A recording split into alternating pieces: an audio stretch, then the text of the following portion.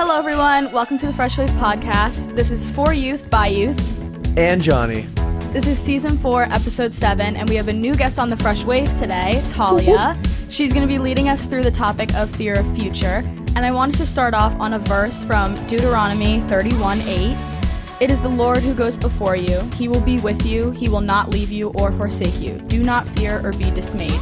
I just wanted to lead that into reminding us that depths of intimacy come with a submissive heart to Him.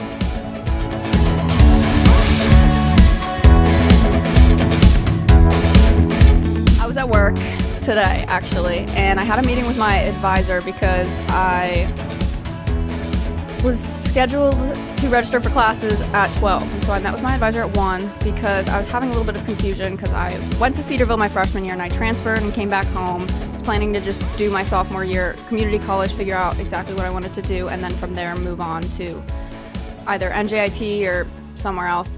I was planning NJIT. So there was a little bit of confusion with like credits that transferred and things like that.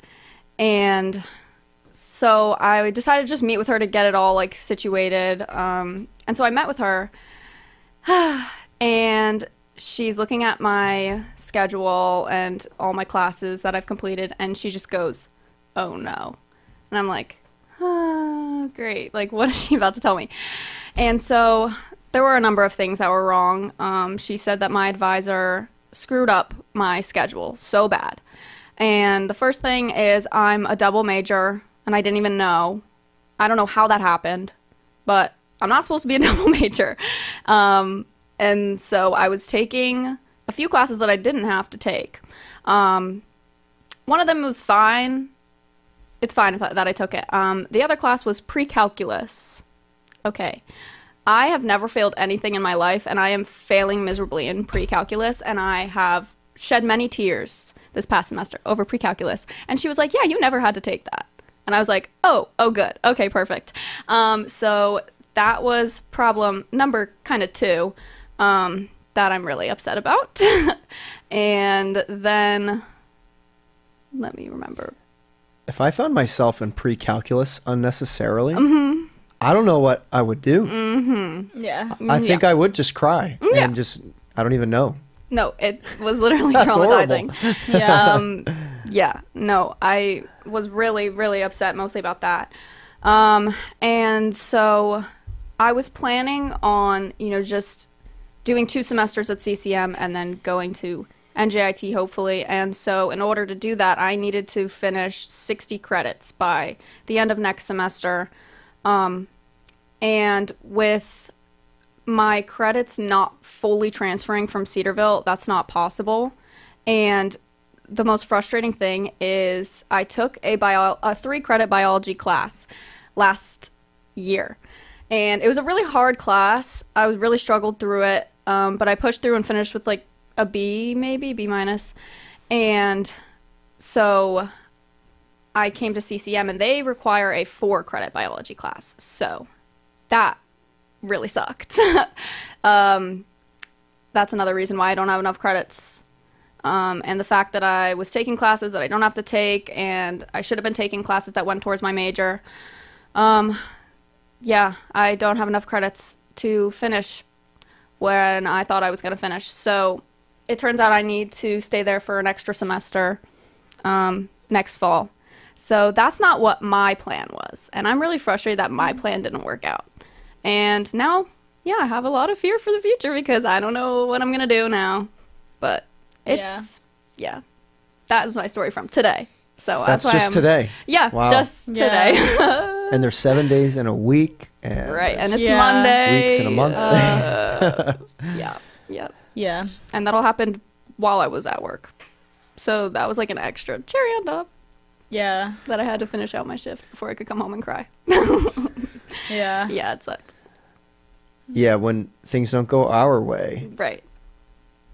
you're out of control. Yeah. You're out of control. Yeah. And quite literally, and then maybe even mentally, you feel like you're out of control. And it's really hard when you have, your heart set on one thing, and then it feels like you have to shift to something else that you didn't really want to do. So, yeah, sorry to hear that. Yeah. Yeah. Yeah. But I kind of feel like it fit. it fit into what we're talking about today, does. so I figured I'd share.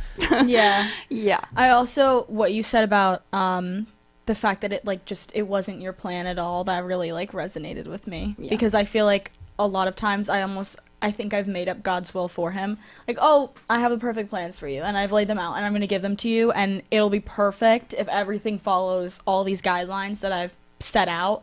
And then that like fear of like God's will is going to take me outside of my comfort zone, but my will is just so much safer. I'm so much more in control. It's so much more comfortable for me. Like, I just find myself like sinking into that comfort and like abiding so much more in that comfort, spending more of my time in that than I do spending time abiding in him. And then I do like spending time abiding in the fact that like his will is not going to be mine. Yeah. I find it helpful to know like when there's something that is really not in your control. Like there's some things that like you have an impact on the outcome of it. And if that doesn't go well, you can say, all right, what did I do? What can I do differently next time? But there are some things that happen in your life where it's like you have no control, right? Like, so if you have a financial advisor that messed up and did something wrong, it's like there's nothing you could have done. So those are things I feel like it's a little easier to accept, even though it's really hard at the same time. Just knowing there's nothing you could have done. This was kind of like placed upon you. So if that is the case, you have to remind yourself that it's not out of the Lord's control. It's out of your control. It's not out of the Lord's control.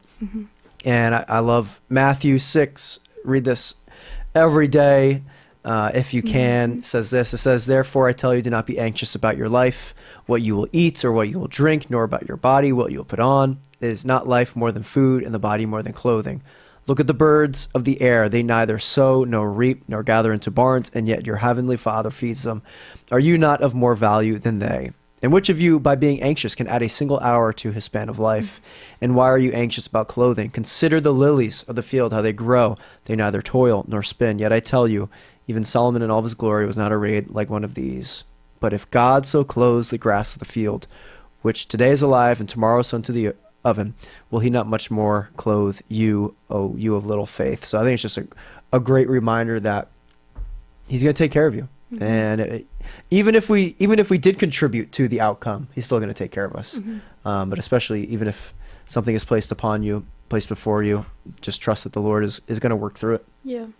Yeah, I told myself, I was like, okay, well, that's fine. God clearly just wants me there another semester for a reason I don't know, but that's okay because he knows.